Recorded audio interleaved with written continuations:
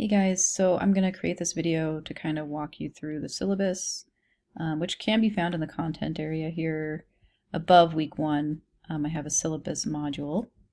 So click on this. So graphic design 340, electronic design 2, fall semester 2021. So it's online. We have meetings Monday from 6 to 7 p.m. I can always, if you need to come via WebEx or anything like that, we can arrange that. But it might be good to show up some weeks, especially if you need help with anything. So we're going to be covering the skills, techniques, principles, and current technologies used in the web design industry. So you'll learn to design and construct websites using current CMS content management systems, such as like Wix, Squarespace, WordPress. And you'll also kind of gain a basic understanding of the code used to create websites. So HTML and CSS, we're going to be covering that. We're going to cover like vocab, visual and interactive design principles, assignments, in our assignments and critiques and exercises.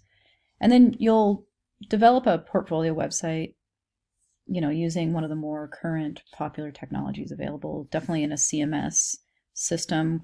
We're not going to be doing a lot of really heavy coding in this class, just HTML and CSS.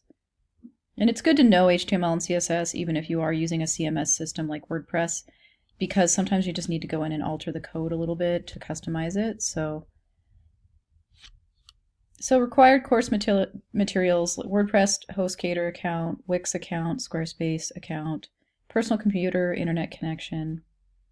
So here's what the grades are going to be based on: quizzes, discussion, exercises, assignments. That's worth 25%. And then the rest is all based on, different projects. So Photoshop web ads, Codecademy lessons, HTML, CSS hand-coded website, Wix website, Squarespace website, WordPress website. So you're going to be building, hopefully by the end of this course, 4 different websites. One of which is a hand-coded simple website.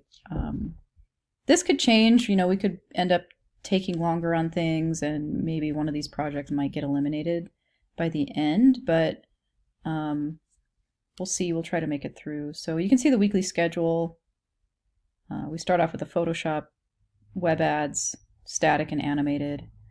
Go into learning HTML and CSS and building that hand-coded website. It's going to be a basic, simple site, so don't let that scare you. Then we're going to begin with probably the easiest website CMS system out there, Wix, and then we'll go into Squarespace, and then WordPress. And then we'll just do kind of a more artistic project at the end. How technology affects our lives project is what I call it. And you get the last 2 weeks to work on that.